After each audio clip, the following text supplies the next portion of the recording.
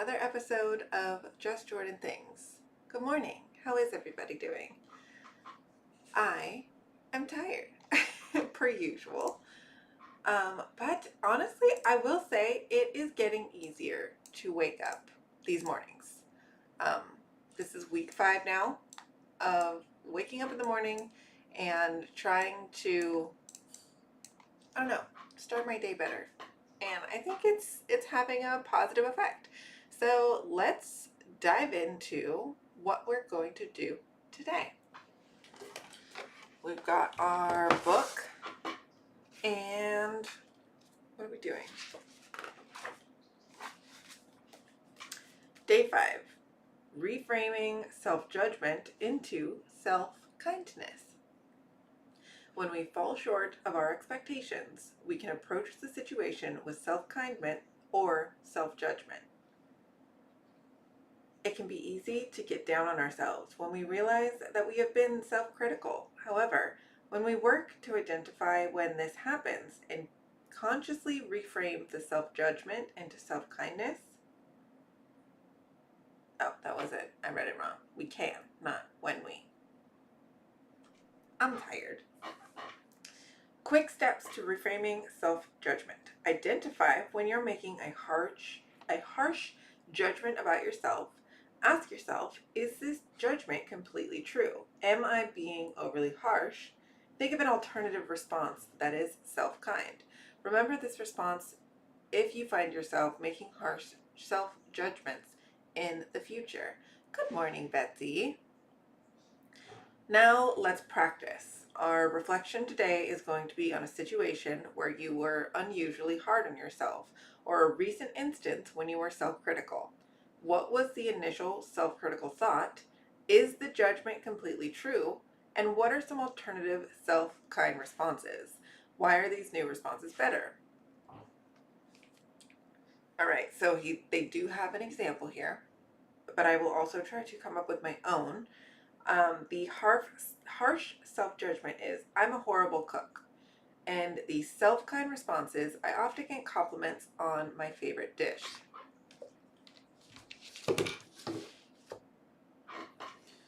I would say the one I have for myself the most is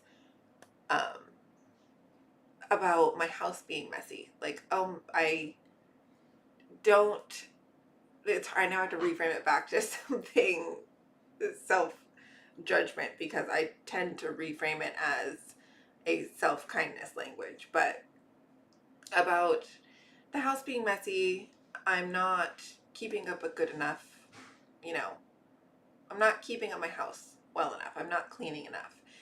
And I reframe that into, I don't have enough time to clean my house. Or I'm spending so much on work. I'm doing such a good job with all of my business efforts that the house sometimes gets a little messy. Good morning, Teresa. Now I want to hear some of your guys if you want to share. Do you have any self-judgments that you've had recently that you're looking to reframe into self-kindness? How can we tackle that? With the cleaning the house one, I feel like this is something that we all experience at one point. We either get too busy, or we're cleaning up one room and can't get to another. We don't have the energy levels. We don't have the physical ability. Sometimes my back has been hurting the last 2 weeks and I can't physically stand up and do things for more than a couple hours at a time. So all of those factors lead into, okay, well, this is why the house is messy.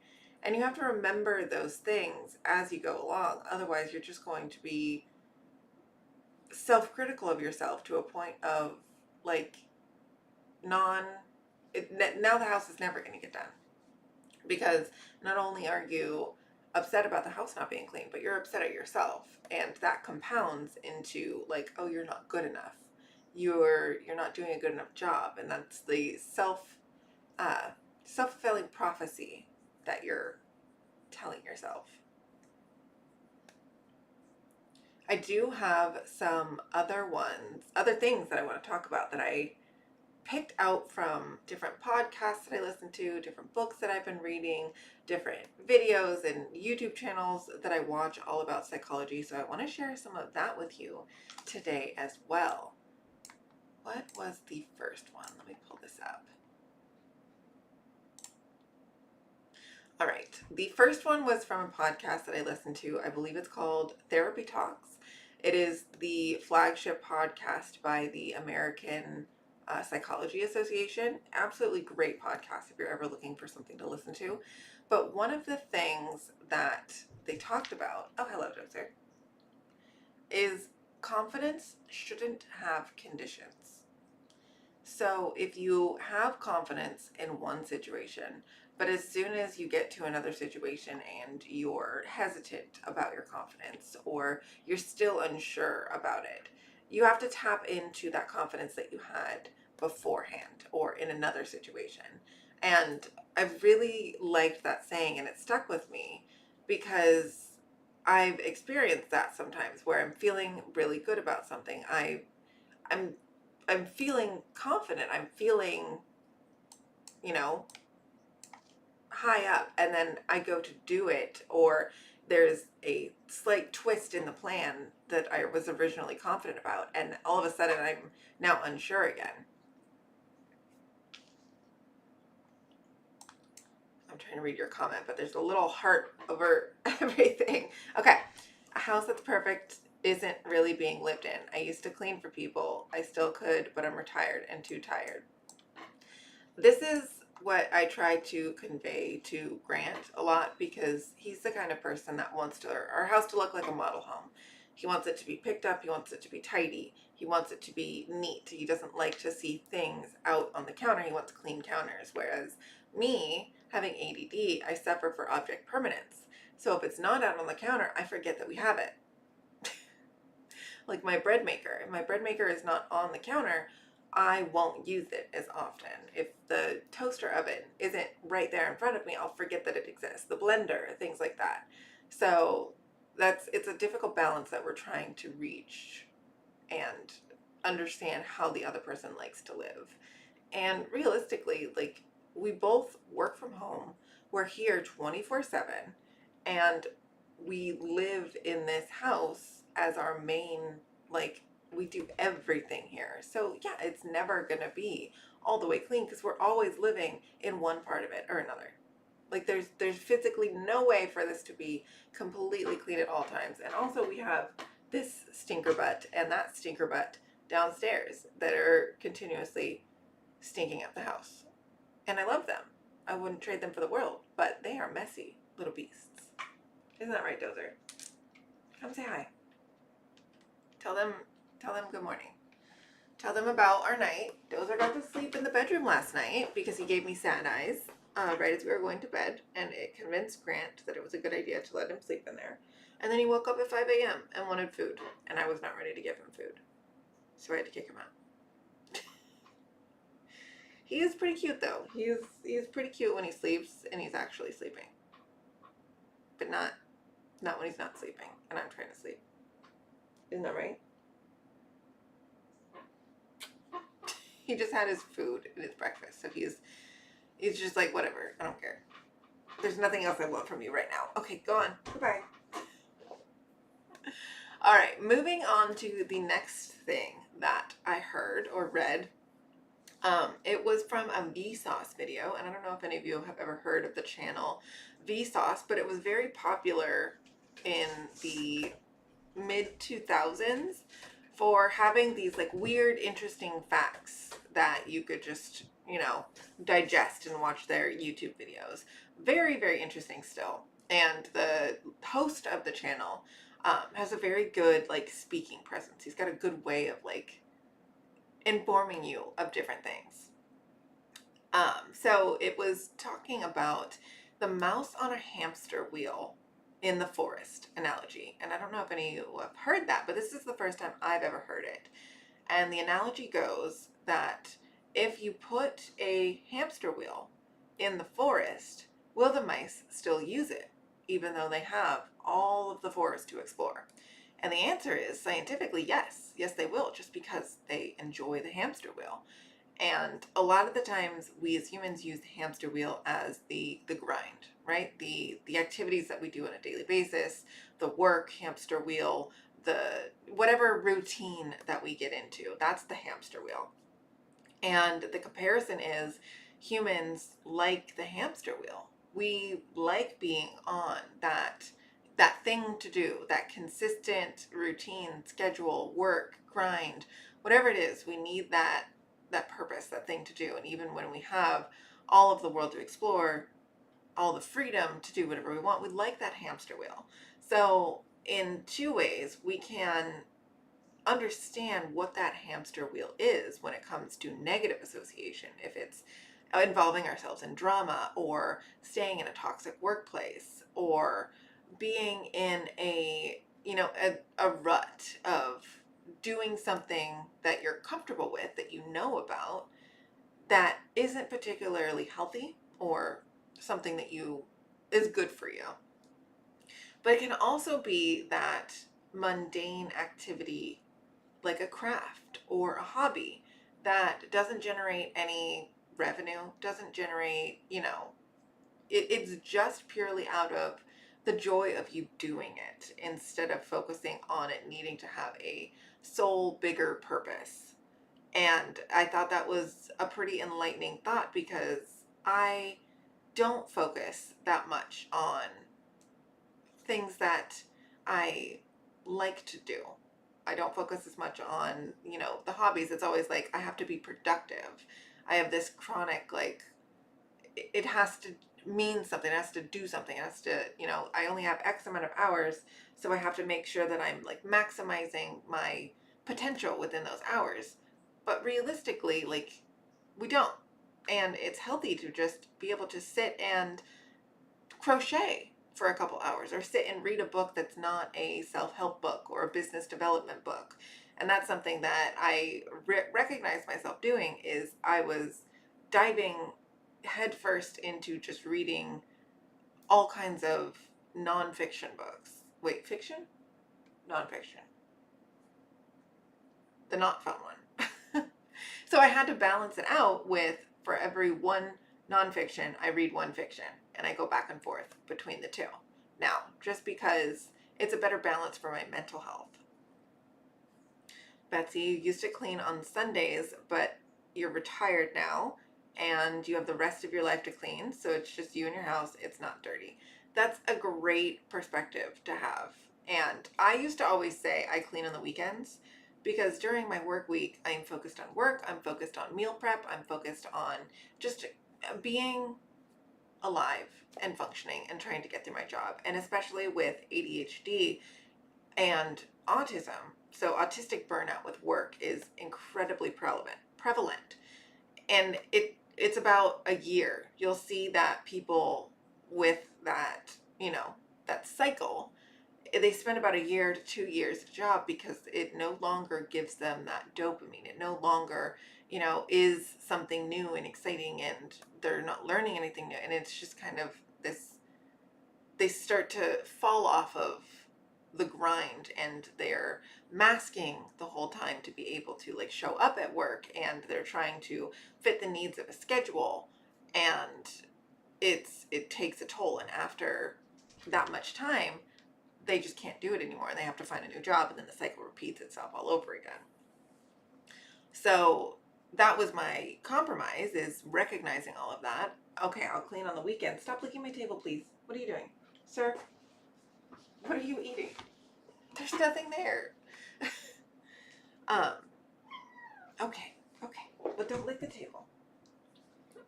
So the compromise was, I clean on the weekends when I have time to focus on that, and I know I can get it all done in one chunk, and it's not going to overwhelm me, it's not going to stress me out in the middle of the week, because I know I reserve time on the weekends to do it.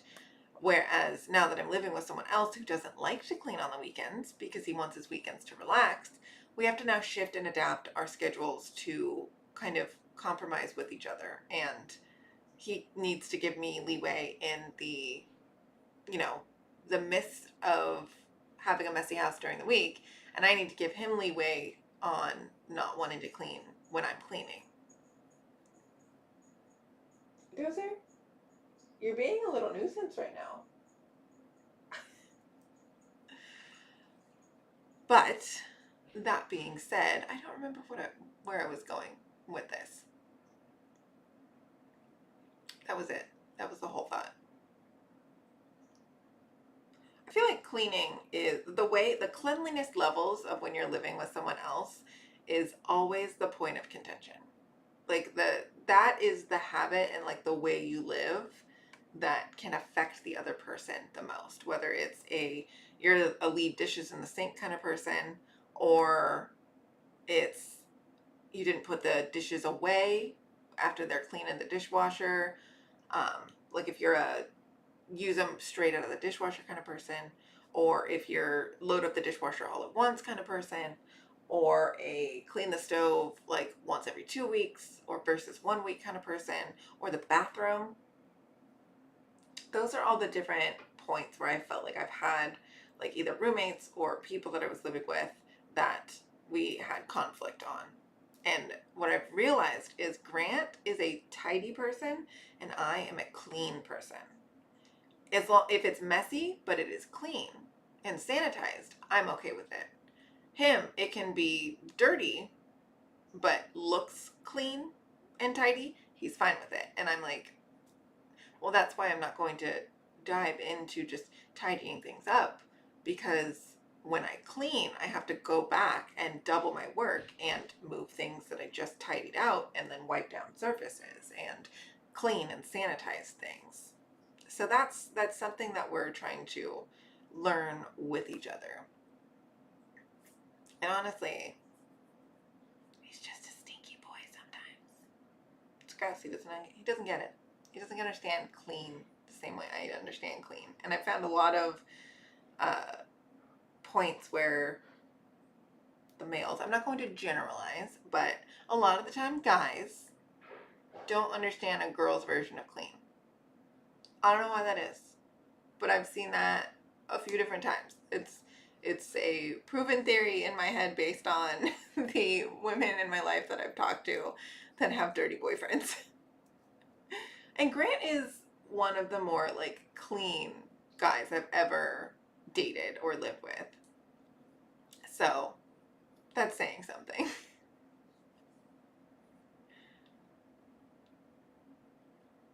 The worst thing for me is like the food stuck on the pan afterwards. And sometimes it's like if he hand washes something, I'll see it and I'm like, this isn't clean. You didn't actually clean it. How did we not see the same things? How are our eyes different? The fact that the two of us can talk through it is really good.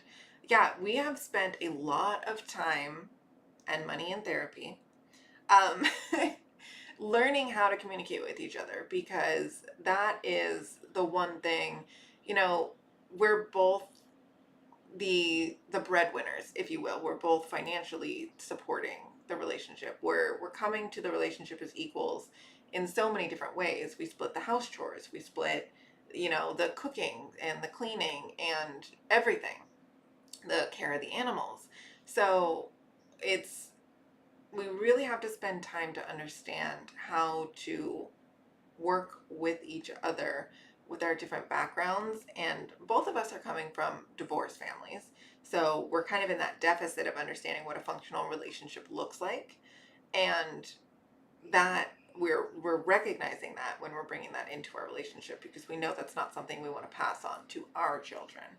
So I'm very thankful for him being that partner that's willing to show up and have those conversations, even though they're uncomfortable and they're awkward and he doesn't like them a lot of the times. And it's something new and challenging and different that we have to work through. But that's what I find is the definition of a good partner, is someone that's willing to do the hard things with you. And we position ourselves on the same side of an argument, to like where it's us against the argument, not us against each other. And I feel like that's something that a lot of people can struggle with, and how your ego can get involved when you're getting into a fight with a partner. And don't get me wrong, a lot of the times at the beginning of a talk, it's our egos talking, and then we finally get to the root of it and we stop and listen and actually hear what the other person is saying instead of listening to what our egos want to defend or want to, call back at. And then we get to a point where we're looking at how to make positive changes for the sake of our relationship instead of for the sake of our ego. And that's a really hard thing to get to. Gotta go drink your coffee and get ready to go grocery shopping. Good luck grocery shopping. Don't buy more than you need unless it's cookies. So we're actually doing tonight, I'm doing something new. I don't know if anybody has seen my video from Friday, but we're going to do a live cook dinner with me tonight. And I'm pretty excited about it. We're going to make shrimp boats, mango salsa shrimp boats. I've made them before. They're absolutely delicious and they're very, very simple. So that's going to come tonight. And if we like this, we'll do more of them. And I'll take you guys grocery shopping with me more often because it always ends up being rather chaotic and fun. That's everything I do though. Everything turns into chaos around me. So, I think Grant might also, I might be able to drag him in and get him involved. He's always a hoot in the kitchen. He's actually a pretty good cook. He's better at grilling. He's always in charge of meat because for some reason I cannot cook meat. I either like dry it out, like the steaks and the red meat, that's where I always run into an issue. Chicken, I'm usually good. I got chicken, ground beef, I'm pretty fine with that. But yeah, like a good steak or something like that, like that's on him. I'm gonna pass the buck because I'm gonna burn it. And then it's gonna be sad for everyone in the room because we still gotta eat it. You love the grocery shopping video? Good, I'm glad. It was very fun. It was more exciting than I thought it was going to be. I went into it thinking like, I don't really think that I'm going to be able to film much. There's not a lot happening. And then turns out it was a full video. So that was exciting. You were cracking up at it? Good, I'm glad.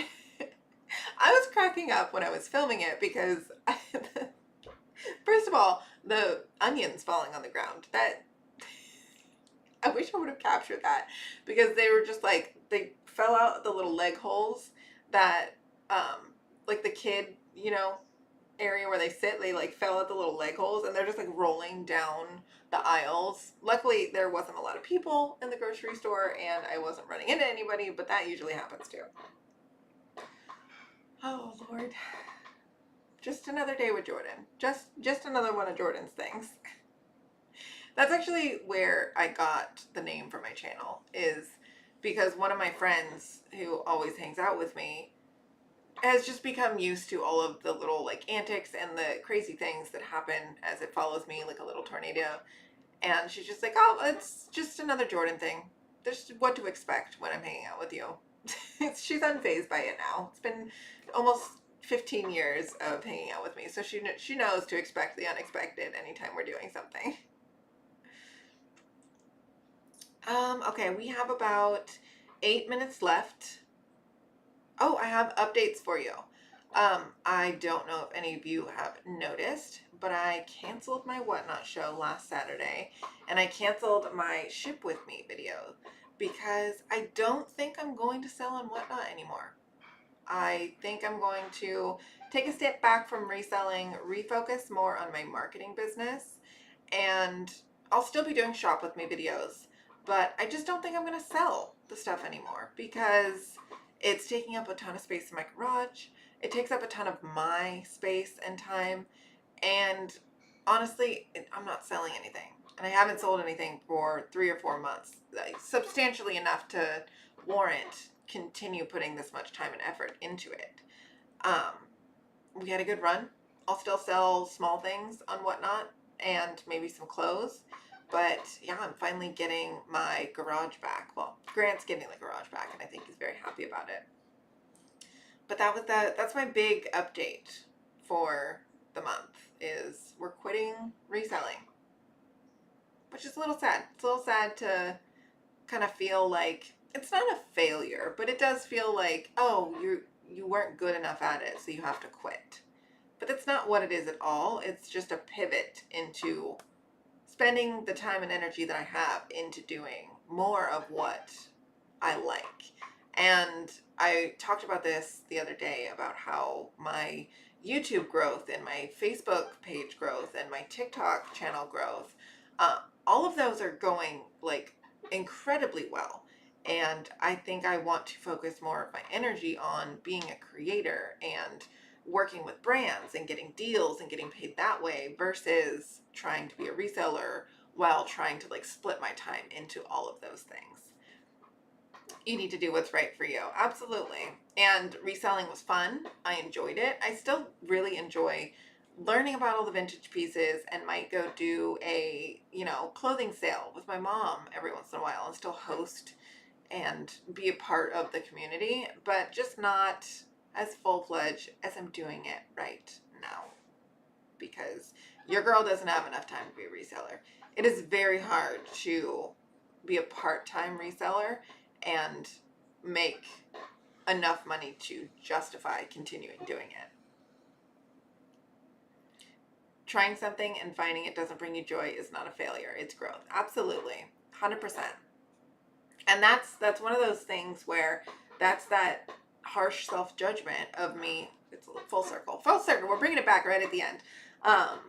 That's the self-judgment, me saying, oh, you failed at something. Oh, you spent all this time and energy and it didn't go anywhere. You didn't do anything with it.